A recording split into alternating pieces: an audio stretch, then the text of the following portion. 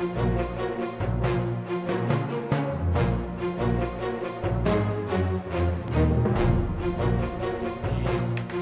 donc, on va parler des plaies d'Égypte. Vous savez que on pourrait évidemment parler, mais encore des heures et des heures et des heures, sans n'en plus finir, sur tous les textes qui précèdent les plaies d'Égypte, tellement il y a des choses à dire, mais bon, on est obligé d'avancer un peu malgré tout, sinon on va rester bloqué sur quelques versets, et il faut quand même qu'on puisse avancer un peu.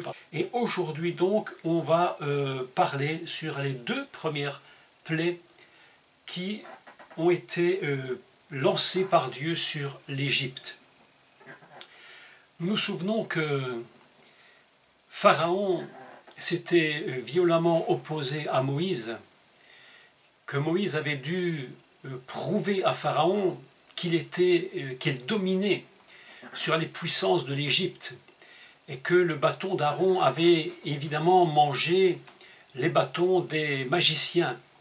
Et par là, nous avions vu que, en réalité, Dieu avait dit à Moïse qu'il dominait sur la puissance de l'Égypte, qui était elle-même représentée par les serpents. Vous savez d'ailleurs, pour ceux qui ont été voir cette fameuse exposition sur Toutankhamon, exposition très intéressante d'ailleurs, que sur la coiffe des pharaons, c'est un serpent qui est représenté. Donc il y a tout un symbole derrière cela. Et Moïse donc a reçu et a de Dieu cette puissance, cette autorité sur les forces qui dominent l'Égypte. Nous savons que, pour ceux qui s'intéressent un peu à l'égyptologie, vous avez vu il y a 2 jours à la TV, ou hier, je ne sais plus, qu'ils auraient découvert de nouveau des salles ou une salle dans la pyramide de Khéops. Il y a des gens qui passent leur temps vraiment à faire de l'archéologie, mais c'est intéressant parce qu'on comprend un peu comment fonctionnaient les systèmes à l'époque avec toutes ces divinités. Et dans ce cas présent, avec Moïse devant Pharaon, il va être confronté aux divinités égyptiennes, mais qui sont extrêmement puissantes. Vous savez que lorsqu'on parle des 10 plaies d'Égypte, on peut en parler simplement comme étant une action terrestre de Dieu pour forcer Pharaon à libérer Israël donc de cette terre de Mitzraïm. Mais en réalité, il y a une double lecture du texte, il y a 2 niveaux très importants qu'il faut toucher. C'est évidemment la libération d'Israël de la terre d'Égypte, mais à chaque fois que l'on touche à la terre d'Égypte, à chaque fois que l'on touche à quelque chose qui est l'idolâtrie, quelle qu'elle soit d'ailleurs, même aujourd'hui, lorsque l'on touche à des idoles comme la Vierge Marie, les saints, les idoles et toutes ces choses, les gens n'ont même pas conscience qu'ils touchent à un autre monde. Nous touchons directement à des mondes célestes où il y a une puissance absolument invraisemblable. Vous savez, l'autre jour, je parlais ici à la maison et on se disait que si nous avions les yeux ouverts, ou si les gens qui nous entourent dans le monde ici dans lequel nous sommes avaient les yeux vraiment ouverts sur le monde de l'au-delà, où se trouvent les puissances des démons, mais je vous dis que la terre serait totalement invivable, déjà qu'elle est assez difficile à vivre, mais si on avait les yeux ouverts sur ces puissances, qu'on nous puissions réellement les voir, mais je vous dis que ce serait totalement invivable. Et voilà que nous touchons, en réalité, lorsque nous allons dans l'idolâtrie, nous touchons un monde mais absolument incroyable, et pire, nous touchons le cœur même de Dieu. Et lorsque nous touchons le cœur de Dieu, eh bien il y a un verset qui dit « Malheur à ceux qui touchent à mes prophètes ». Pourquoi? Parce qu'en réalité, lorsque l'on touche aux prophètes, lorsqu'on touche aux serviteurs de Dieu, avant de les toucher, même vous avez touché Dieu lui-même. Et lorsque l'on touche Dieu, ça devient vraiment très très dangereux. Et les gens ne se rendent pas compte de ce qu'ils sont en train de faire. J'avais donné une conférence il y a, je pense, 2 ou 3 ans, je ne sais plus, sur justement l'idolâtrie et comment les gens vont devant ces idoles se prosterner et ils croient qu'ils touchent seulement des statues, mais ils touchent bien autre chose. Et dans les 10 plaies d'Égypte, ce qui est en train de se produire avec l'Égypte lorsqu'il touche Israël, lorsque Pharaon va frapper le peuple. En fait, il vient de frapper, mais Dieu en plein cœur. Ils ont touché le cœur de Dieu. Et vous savez que lorsqu'on touche le cœur de Dieu, c'est dramatique. C'est pourquoi il y a un verset dans la Bible qu'il faut toujours se rappeler. Il dit, c'est de prier pour Israël, de prier pour la paix de Jérusalem. Et ceux qui prient pour Israël, Dieu les aime et les bénit. Mais ceux qui touchent à Israël, eh bien, vous avez touché Dieu lui-même. Et voilà le problème de Pharaon, c'est qu'il va toucher Israël. Israël qui était en Égypte, qui avait été reçu plus ou moins 2 siècles et demi, un peu plus avant, et qui était bien reçu, comme on dit communément, le vent a tourné, et aujourd'hui ils sont dans un esclavage terrible, ils souffrent, Pharaon les maltraite. Donc aujourd'hui, voilà ce que je voudrais expliquer, c'est pourquoi Dieu va être obligé d'utiliser 10 paroles et 10 prodiges absolument terrifiants. Quand je dis terrifiants, je vais les expliquer parce que je pense que les films qu'on nous a montrés, quels qu'ils soient d'ailleurs, Hollywood ou autres, ne reflètent pas, j'allais dire, le millionième de la réalité de ce qui s'est produit en Égypte. Dieu va frapper dans le cœur même de Pharaon, le cœur même de l'idolâtrie égyptienne. Nous allons lire un premier texte dans Shemot au chapitre 7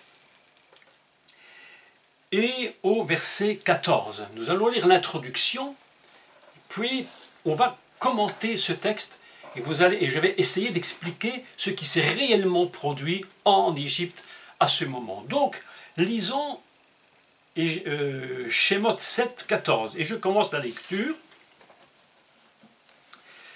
Donc si vous avez votre Bible, soit en hébreu, soit en français, nous lisons. Donc l'Éternel dit à Moshe, Pharaon a le cœur endurci. Il refuse de laisser aller mon peuple. Va vers Pharaon dès le matin, il sortira pour aller près de l'eau. Ce texte-là, déjà lui-même, nous rappelle ce qui avait été dit dans les cours sur Yosef, lorsque Pharaon se rend à une vision et il se voit sur le fleuve, et puis il va se voir un peu plus tard sur le bord du fleuve. Nous avons ici un cas similaire, et on explique. Tu te présenteras devant lui le matin au bord du fleuve, tu prendras à ta main le bâton qui a été changé en serpent. C'est intéressant comme texte. Et tu diras à Pharaon, l'Éternel, le Dieu des Hébreux, m'a envoyé auprès de toi pour te dire, laisse aller mon peuple, afin qu'il me serve dans le désert. Et voici, jusqu'à présent, tu n'as point écouté, Ainsi l'Éternel parle. À ceci tu connaîtras que je suis l'Éternel, je vais frapper les eaux du fleuve avec la verge qui est dans ma main, et elles seront changées en sang. Les poissons qui sont dans le fleuve périront. Le fleuve se corrompra, et les Égyptiens s'efforceront en vain de boire l'eau du fleuve. Écoutez la suite du texte parce que je vais prendre le texte, mais absolument le texte de la Torah, non pas la traduction, parce qu'à la traduction, elle va minimiser véritablement ce qui est dit. Écoutez la suite. L'Éternel dit à Moshe, dis à Aaron, prends ton bâton et étends ta main sur l'eau de l'Égypte, sur leurs rivières, sur leurs ruisseaux, sur leurs étangs et sur tous les amas d'eau ou les lacs. Elles deviendront du sang et il y aura du sang dans tout le pays d'Égypte. La traduction maintenant en français, je la lis, puis je la corrige. Dans les vases de bois et dans les vases de pierre, et maintenant je corrige, dans les arbres, ou dans tout ce qui est en bois, et dans les pierres. Il n'est écrit nulle part dans ce texte que le mot vase est repris, c'était rajouté. Mais il dit qu'il y aura même du sang dans les arbres. Imaginez un peu ce que ça représente. Donc on explique tout ça. Moshe, Aaron fit ce que l'Éternel avait ordonné. Aaron leva son bâton et il frappa les eaux qui étaient dans le fleuve sous les yeux de Pharaon et sous les yeux de ses serviteurs. Et toutes les eaux du fleuve furent changées en sang. Les poissons qui étaient dans le fleuve périrent, le fleuve se corrompit, les Égyptiens ne pouvaient plus boire l'eau du fleuve, et il y eut du sang dans tout le pays d'Égypte. Mais les magiciens d'Égypte en firent autant par leurs enchantements. Le cœur de Pharaon s'endurcit, il n'écouta point Moïse et Aaron, selon que l'Éternel avait dit. Pharaon s'en retourna et alla dans sa maison. Et le cœur de Pharaon s'endurcit. Je fais les traductions littérales. Tous les Égyptiens creusèrent aux environs du fleuve pour trouver de l'eau à boire, car ils ne pouvaient boire l'eau du fleuve. Il s'écoula 7 jours après que l'Éternel eut frappé le fleuve, ou bien il y eut 7 jours remplis, tel que c'est traduit. Donc voilà un texte absolument fantastique. Il faut d'abord se rappeler que le Nil, le fleuve Yahor, n'est pas n'importe quoi. Le fleuve Nil est pour les Égyptiens véritablement un dieu. Et lorsque Pharaon va s'approcher du fleuve, en fait, il s'approche de ce qui pour lui est la divinité, ce qui donne la vie à l'Égypte. Nous avions le même cas, vous vous souvenez, avec Yosef. Il s'approche du fleuve Nil qui donne la vie et il va adorer ce fleuve. Et Dieu dit à Moïse, c'est lorsqu'il s'approchera, et je paraphrase, de son Dieu fleuve, que toi-même tu vas aller dans le matin. Tu ne vas pas attendre, dès le matin tu y vas, tu rencontres Pharaon et là tu vas lui parler de ma part. Et tu vas le mettre en garde. Et tu vas lui dire, tu n'as pas écouté ce que l'Éternel Dieu te dit, mais ce que je vais faire maintenant te montrera que je suis réellement l'Éternel. Donc, la sentence qui va frapper l'Égypte sera telle que ce qu'ils croyaient, eux, les Égyptiens, être leur, j'allais dire, leur, entre guillemets, bénédiction et leur vie, va se transformer pour eux en une totale malédiction. Vous savez que lorsque vous touchez à quelqu'un ou à une situation par, j'allais dire, quelque chose de mauvais, il y a toujours un retour de manivelle. D'ailleurs, la Bible dit, ce qu'un homme sème, il le récolte. Si tu sèmes du blé, tu ne sais pas récolter autre chose que du blé. Si tu sèmes le mal, tu ne sais pas récolter autre chose que le mal. Et vous vous souvenez que, au commencement du livre de Shemot, chapitre 1, qu'avait fait Pharaon? Il avait demandé aux sages-femmes hébreux de tuer les enfants. Lorsqu'ils venaient au monde, si c'était des garçons, il fallait les tuer. Il y a donc un désir de mort de Pharaon, un désir de verser le sang, un désir de faire mourir le peuple, un désir de destruction totale d'Israël. C'est pourquoi, aujourd'hui encore, il faudrait que nous mettions vraiment en garde les gens qui s'opposent avec une grande cruauté et une grande violence contre Israël. Vous savez que toute nation, quelle qu'elle soit, et qui touche au peuple d'Israël, est une nation qui paye très cher le prix. Nous n'avons pas dit, et je ne dirai jamais, qu'Israël est le pays parfait, mais il y a une notion que les peuples oublient. Et s'ils font les œuvres de Pharaon, s'ils touchent, qu'ils veulent détruire, mes amis, ils seront eux-mêmes touchés. Toute nation qui a touché Israël, ce sont des nations qui, à un moment donné, se sont écroulées. Donc Pharaon, lui, qui avait voulu la destruction des enfants mâles, eh bien mes amis, il va payer très cher le prix. Et si tu veux verser le sang, et si tu veux amener la mort, tu récolteras la mort. Et la première plaie, c'est que le fleuve va se changer en sang. La Torah nous dit véritablement que ce n'était pas comme on peut nous le faire croire, parce qu'il y a toutes sortes de théories sur l'eau qui est échangée en sang. Certains nous disent, oui, mais il y a une crue qui s'est faite dans un endroit, et puis voilà, cette crue a amené, je ne sais pas, des limons, et puis l'eau est devenue rouge. La Bible ne dit pas cela. La Bible ne dit pas que l'eau ressemblait à du sang. La Bible dit clairement que le fleuve est devenu du sang. Et dans le Midrash, ils vont faire un commentaire, mais mes amis, écoutez, un commentaire, mais terrible. Je me suis dit, mais pourquoi un tel commentaire? Que disent-ils? Dans le Midrash, ils disent que même les arbres transpiraient du sang, que même les pierres transpiraient du sang. Mais je me suis dit, mais comment une chose pareille aurait-il pu être possible?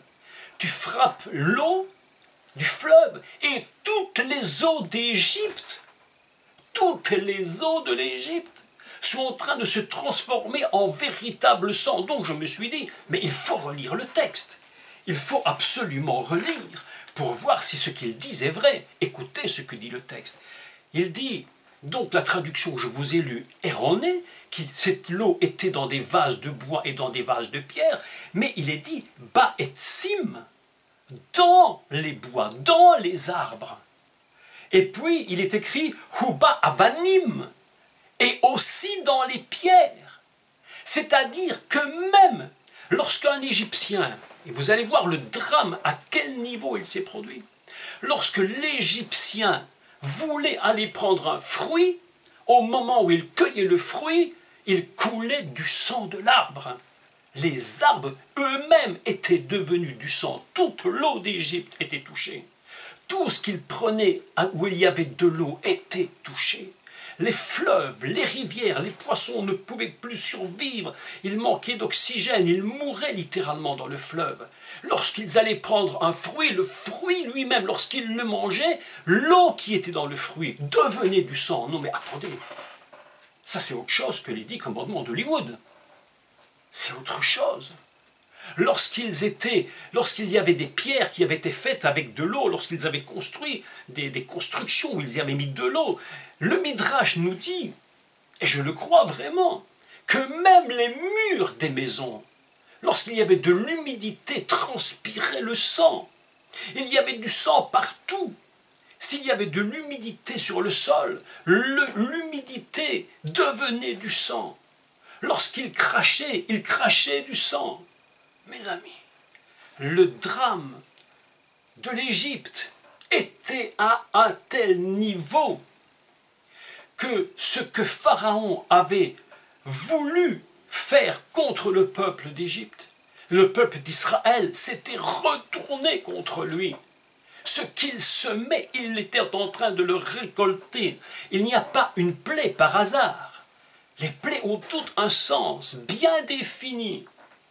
La Torah nous dit qu'il était impossible de boire de l'eau du fleuve, à tel point qu'ils essayaient même de creuser autour en se disant peut-être là on va trouver une solution, peut-être que l'eau qu'on va trouver à côté du fleuve, on pourra la prendre et la boire. Mais au moment où ils creusaient et que l'eau apparaissait, elle devenait instantanément du sang. Le sang coulait de partout, des arbres, des pierres, des murs, de la terre, des fleuves, des ruisseaux, de tout ce qu'ils possédaient chez eux. S'il y avait un vase avec de l'eau, automatiquement dans le vase il y avait du sang. Plus moyen. Pendant une semaine entière, nous dit la Bible, 7 jours pleins. Il est dit que c'était 7 jours pleins. Va imale shivat yamim. Va imale, ça veut dire 7 jours remplis. Il n'y avait pas une seconde où on pouvait trouver de l'eau, excepté chez le peuple d'Israël. Le peuple d'Israël est protégé. Et nous allons voir que pendant ces plaies d'Égypte, Dieu va protéger son peuple. Lorsqu'il y aura des ténèbres, la lumière sera chez les Israélites. Les Israélites, les Hébreux. Ainsi, Dieu protège son peuple. Mais Pharaon est confronté à une violence. Dieu a frappé d'une façon extrême toute l'Égypte. Depuis Pharaon jusqu'à ses serviteurs Et puis tout le peuple lui-même pendant une semaine entière. Mais imaginez ce que représente. Moi je bois de l'eau, hein. Mais imaginez ce que représente une semaine sans pouvoir boire une goutte d'eau, sans pouvoir manger un fruit, sans pouvoir manger un légume, alors qu'ils sont dans un pays où la chaleur est extrême, torride, pour ceux qui ont vu l'Égypte, et même Israël, hein, pour ceux qui ont été, lorsqu'on va dans les périodes chaudes en Israël vers la mer de Galilée, je vous assure que ça vous brûle, hein, c'est terrible. Lorsque j'étais là-bas, j'étais complètement surpris de voir une telle chaleur. Une semaine entière en Égypte, où personne, de la tête Pharaon jusqu'au peuple le plus bas, ne pouvait boire une goutte d'eau. Mes amis, terrible, terrible. Pourquoi cela? Parce que tu as voulu toucher à mon peuple, tu as voulu le détruire. Eh bien toi-même, je vais te montrer ce que je ferai avec toi. C'est la raison, une des raisons pour laquelle Dieu va frapper avec le sang. Vous imaginez cette première plaie d'Égypte. Le sang, nous savons tous que c'est la vie. D'ailleurs, le premier humain, la première notion humaine adamique, contient en son nom le mot d'âme qui signifie le sang. Lorsque le sang est en nous et qu'il coule, c'est la vie. Lorsque le sang est déversé et qu'il est hors de nous, c'est la mort. C'est pourquoi la terre d'Égypte ne supporte pas, et d'ailleurs, pas que la terre d'Égypte, mais mes amis, mais toute la terre entière ne supporte pas le sang qui coule. Vous vous souvenez que dans le récit de Caïn et Abel, lorsque Caïn tue son frère Abel, la Torah nous dit que la terre a ouvert sa bouche, elle a pris le sang, elle s'est mise à crier, elle hurlait, la terre hurle de douleur. Donc voilà que la terre d'Égypte, elle est en train de hurler de douleur pour le sang qui est versé.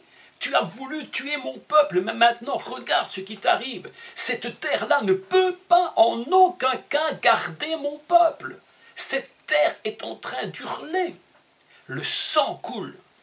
Quoi qu'il fasse, la plaie a atteint un niveau que je ne sais même pas si beaucoup de gens l'ont compris. Vous vous rendez compte de ce que ça représente? À chaque fois qu'ils vont au puits, ils tirent du sang. À chaque fois qu'ils vont trouver un peu d'eau et qu'ils le prennent, elle est du sang. Les arbres, tout ce qui est en bois et qui a encore de l'humidité dedans, transpire le sang. L'Égypte entière est couverte de la mort, littéralement de la mort. Et Dieu frappe Pharaon pour qu'il ouvre au moins un peu son esprit et qu'il comprenne. Mais la Bible dit « Vayechetzak lev paro » qu'on va traduire par « Pharaon était rendu insensible ». Il était devenu le cœur insensible. Vous allez voir que dans les 10 paroles, à certains moments, le cœur de Pharaon va prendre un autre terme. La deuxième plaie que nous allons voir après, il n'est plus question qu'il était insensible, bien qu'il l'ait toujours été. Mais on dit que son cœur était alourdi. Quelque chose en lui était lourd. Est-ce qu'il pourrait encore supporter de telles choses? Le cœur de Pharaon s'alourdit.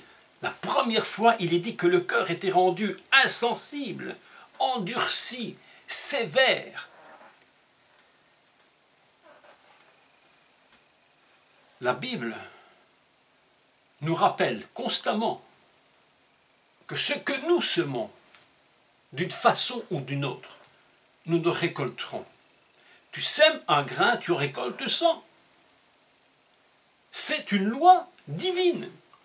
Tu touches à Dieu ici-bas dans ce que tu ne peux même pas voir et comprendre, parce que Pharaon va dire « Mais qui est l'Éternel ?» Il ne sait même pas qu'en touchant Israël, c'est là-haut qu'il touche. Tout ce que nous faisons ici-bas a immédiatement une résurgence au ciel. tout péché commis ici-bas a immédiatement une résurgence au ciel. C'est pourquoi lorsque nous lisons la Torah, nous nous rappelons qu'il est écrit que lorsque la dame et sa femme, lorsque l'homme et la femme, communément appelés Adam et Ève, bon, vous connaissez, hein, ont péché, mais c'est instantanément le ciel qui est touché, mes amis. Mais parfois je me dis, mais ce que nous voyons sur terre, et qui en soi est un drame épouvantable, mais épouvantable. Mais si nous pouvions voir ce que ça produit là-haut, mais nous-mêmes, moi-même, vous-même, mais nous ferions 1 milliard de fois plus attention à ce que nous faisons, à ce que nous disons, et aux péchés que nous pourrions peut-être commettre, parce que la moindre chose peut paraître si faible, et en réalité là-haut a un si grand impact. Tu veux manger un fruit? Eh bien, si tu as péché, ce fruit ne sera plus bénédiction pour toi, mais il sera objet de mort. On a la même idée d'ailleurs, la même idée dans le jardin d'Éden. Lorsqu'il y a l'arbre de la vie, et lorsqu'il y a l'arbre de la connaissance du bien et du mal. Une même idée, c'est ce que tu manges peut réellement te détruire. Si ce que tu as fait ici-bas, si tu pouvais le comprendre, l'impact qu'il y a là-haut, mais jamais tu ne ferais ce que tu fais.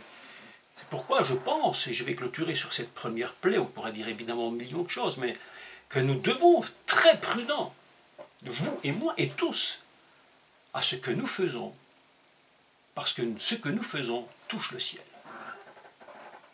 Pharaon n'avait pas compris qu'il était en train de toucher Dieu, et il était en train de payer d'une façon mais extraordinaire, d'une façon d'une violence extrême, ce qu'il avait fait.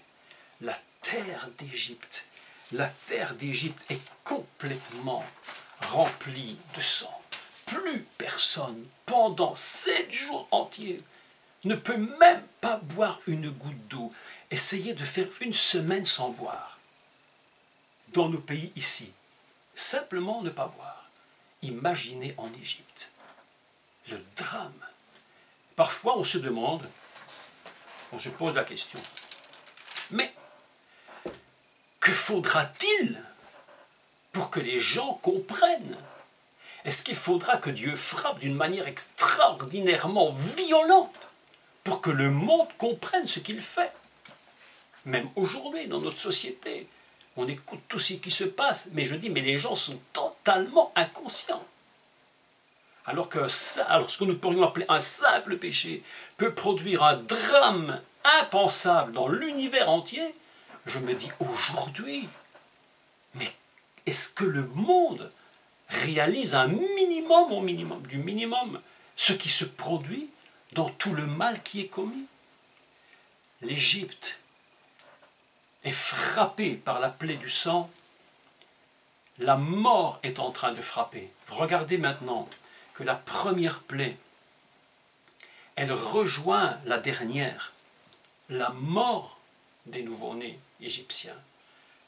Il y a comme une correspondance entre les deux, 10 plaies, 10 qui représentent la force céleste, je dirais dans son essence la plus élevée qui soit.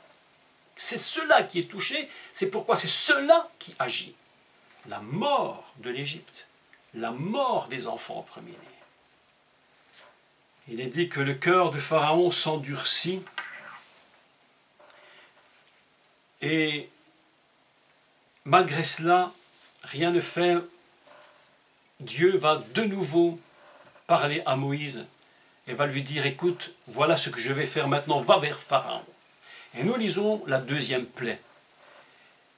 La deuxième plaie est quelque chose encore d'une violence, mais impensable. Lorsque je redis encore le même, mais lorsqu'on revoit les films, on voit les grenouilles qui sortent du fleuve, on en voit, mais le texte dit vraiment autre chose, et nous lisons le texte, et je vais vous l'expliquer, vous allez voir ce qui va se produire et pourquoi ça va se produire. Donc on lit dans chapitre 7, Shemot, et au verset 26, introduction de la plaie des grenouilles. L'Éternel dit à Moshe, va vers Pharaon et tu lui diras, ainsi parle l'Éternel, laisse aller mon peuple, afin qu'il me serve.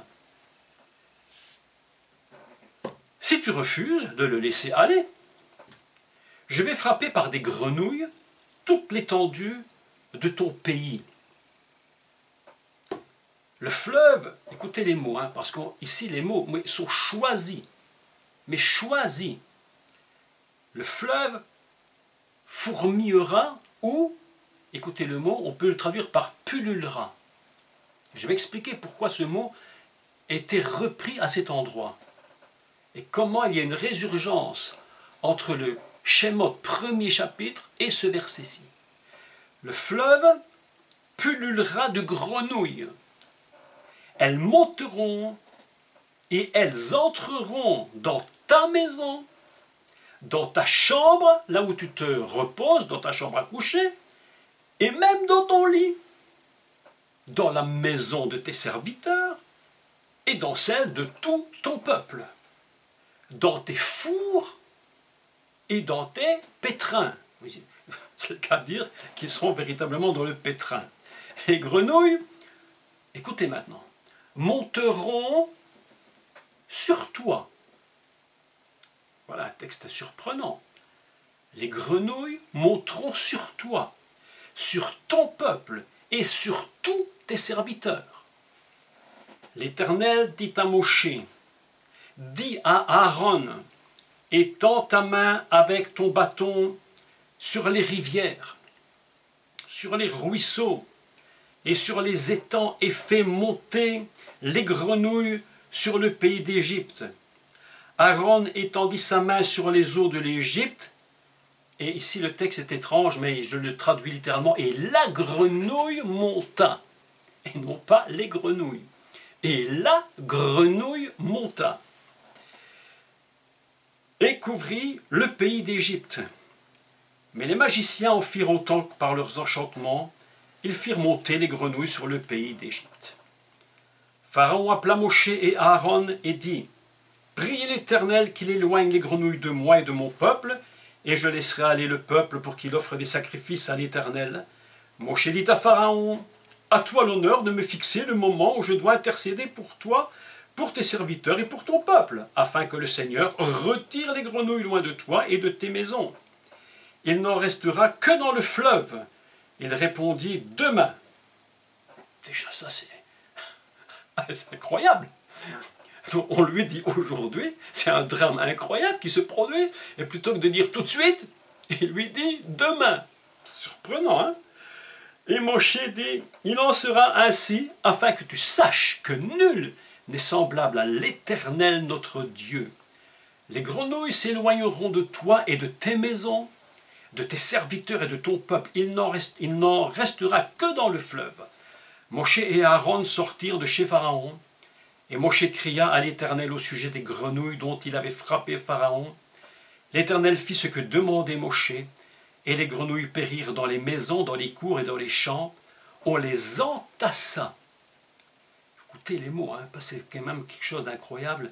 On les entassa par monceaux. Et le pays fut rempli d'infections. Vous imaginez. Pharaon, voyant qu'il y avait donc du relâche, endurcit son cœur ou alourdit véritablement le cœur, eut le cœur lourd. Il n'écouta point Moshe et à Aaron selon que l'Éternel avait dit. Alors, ici, on va d'abord parler de ce que représentent les grenouilles, parce que il aurait pu faire monter autre chose, tout compte fait. Mais pourquoi les grenouilles? Il faut savoir qu'en Égypte, la grenouille est élevée à un niveau idolâtrie. C'est un dieu.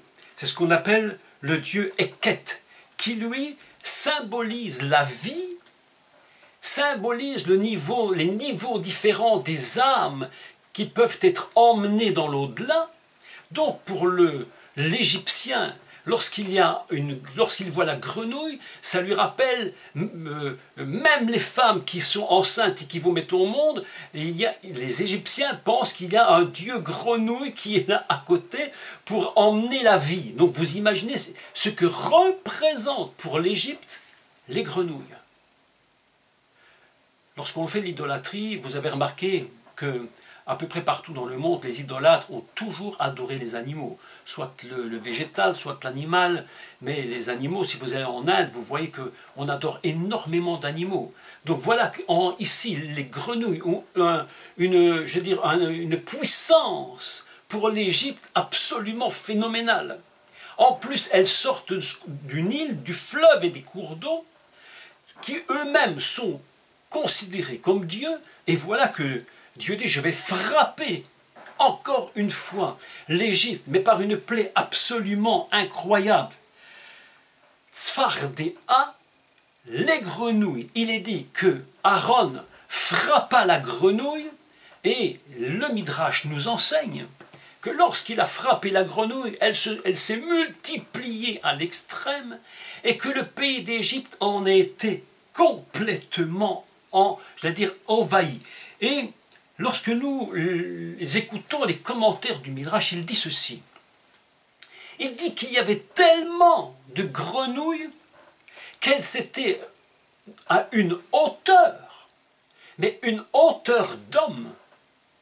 Et ces grenouilles, vous savez que lorsqu'elles... D'ailleurs, si vous les avez vues, vous en avez tous vu. Quand vous prenez une grenouille, c'est visqueux, ça laisse toujours une sorte de... Comment on appelle ça, une sorte de substance qui est comme de la gélatine, ça coule, c'est partout, ça laisse des traces. Voilà que les grenouilles sortent du fleuve.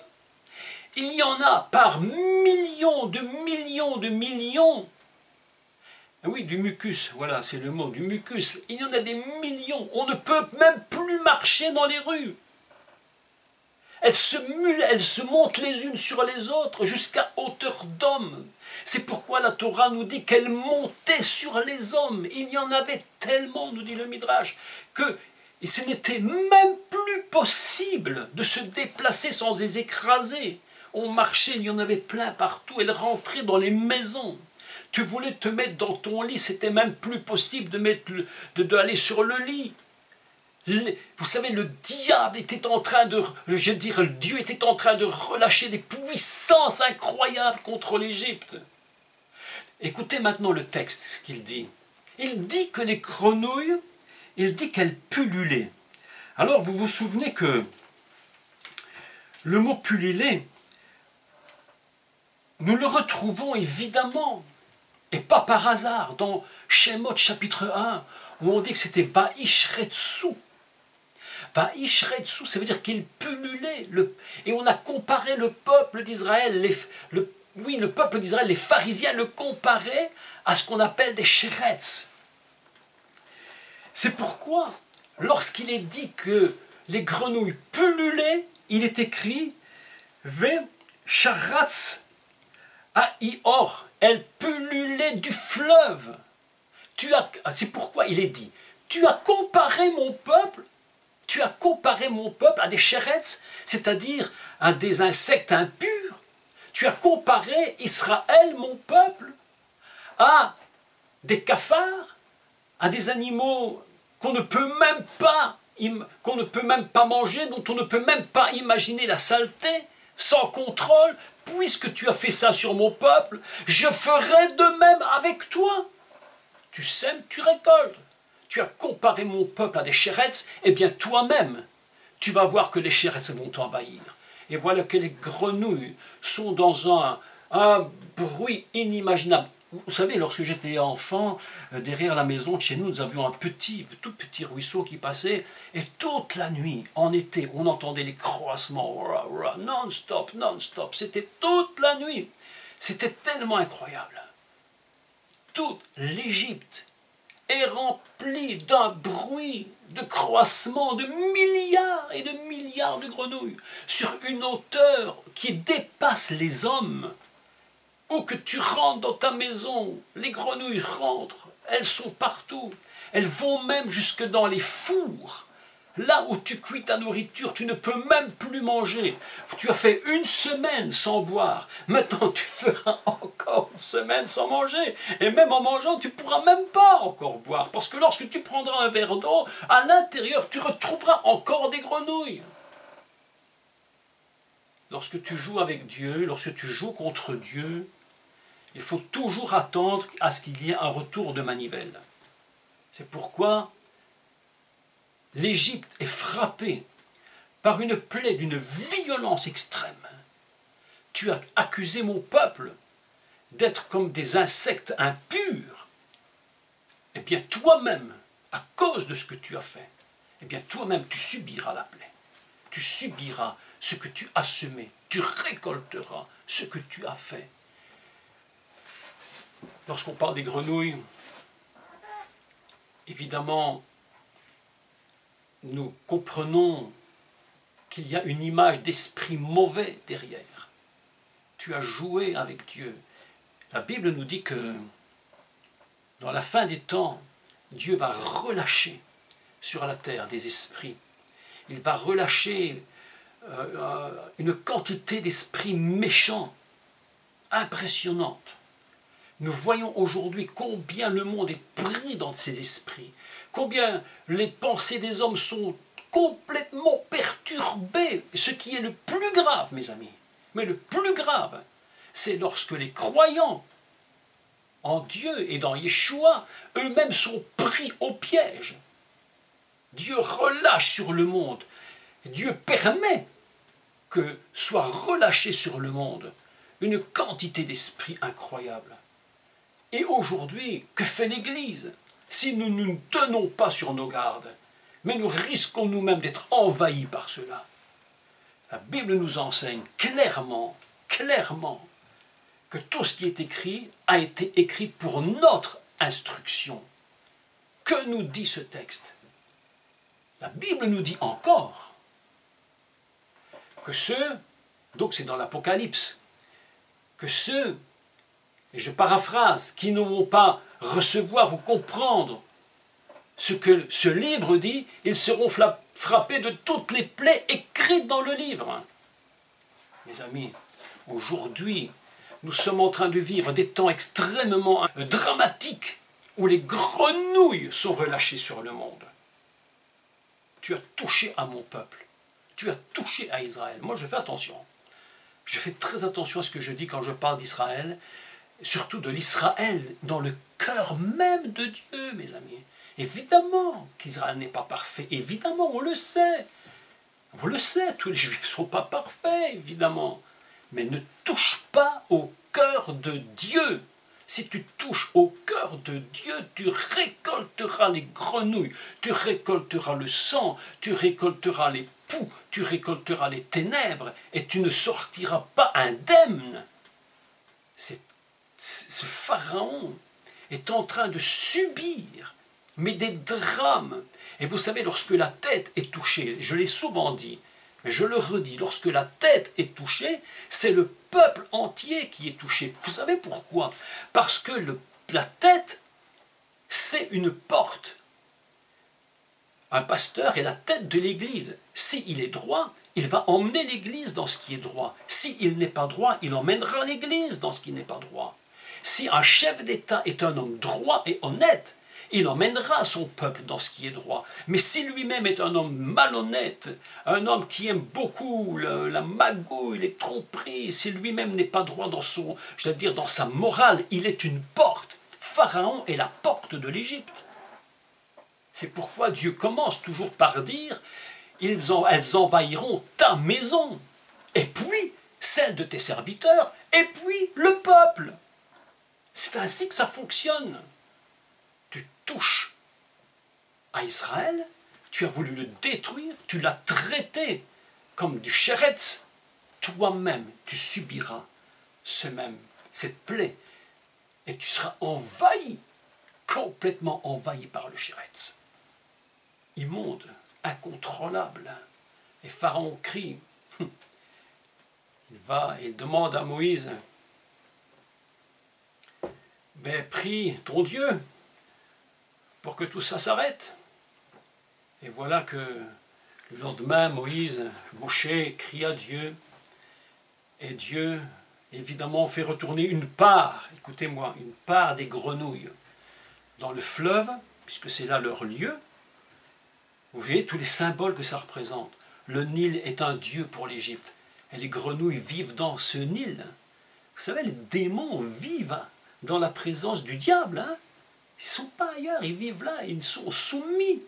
Il y a des forces incroyables qui sont soumises à l'esprit du diable. Mais quand est-ce que les gens vont ouvrir leurs yeux?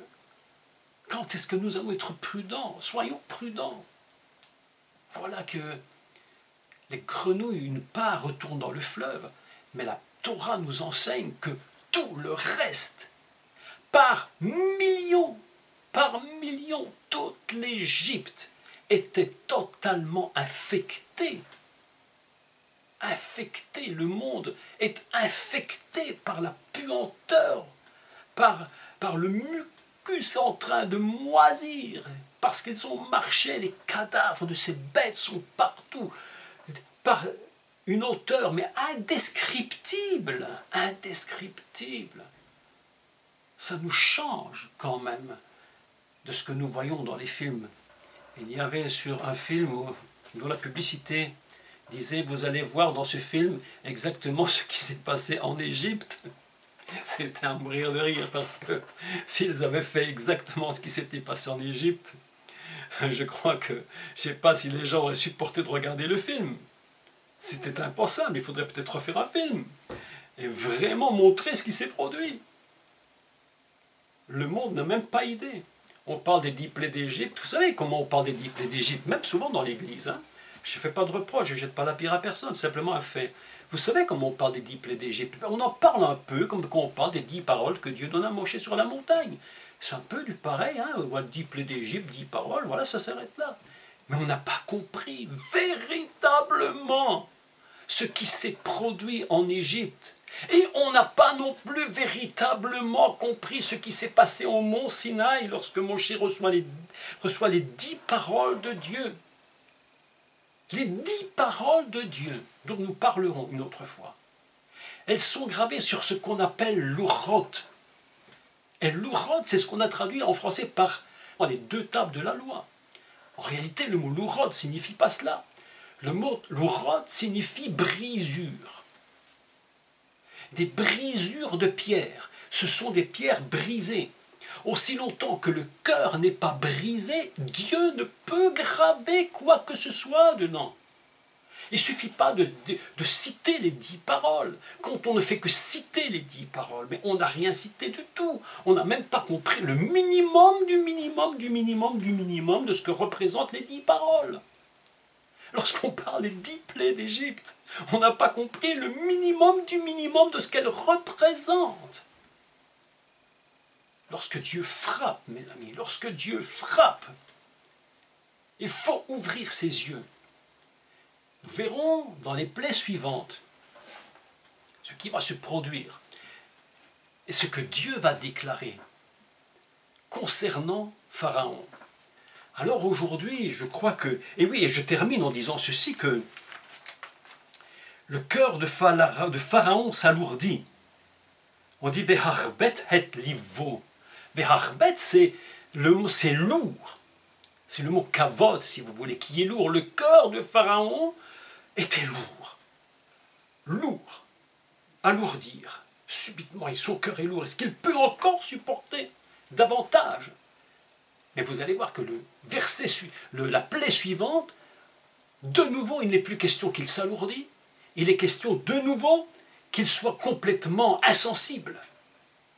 Et ainsi, progressivement, de plaie en plaie, de jugement sur jugement de Dieu, on voit que le cœur de Pharaon est en train de bouger.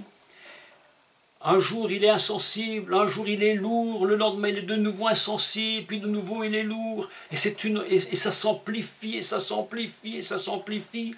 Et c'est pourquoi lorsque nous lisons le texte de la Torah, nous comprenons comment fonctionne le cœur du Pharaon. En français, on a traduit toujours à peu près le même mot. En hébreu, c'est des mots différents, pour dire des choses différentes. Le cœur s'alourdit, insensible. Et Dieu va remettre des pressions. Et progressivement, la pression va frapper non seulement ce qui est, je dirais, le minéral, mais puis il va frapper ce qui sera l'animal. Et puis pour terminer, il va frapper ce qui sera de l'humain, le béror. Et j'expliquerai pourquoi. Les premiers-nés sont morts. Depuis le premier de Pharaon jusqu'au premier des animaux. On aurait pu se contenter, ou je puis dire, bon, l'expression est mauvaise, mais on aurait pu dire, ben, pourquoi Dieu n'aurait pu faire mourir le premier du Pharaon, et puis c'était bon comme ça, hein, on n'en parlait plus. Et puis quand même, il aurait compris. Mais pourquoi va-t-il frapper le premier de Pharaon, le premier-né de tous les enfants, donc des Égyptiens, également le premier-né de tous les animaux? Vous voyez que là, derrière, de nouveau, il y a quelque chose à expliquer, et c'est ce que je ferai dans les cours prochains.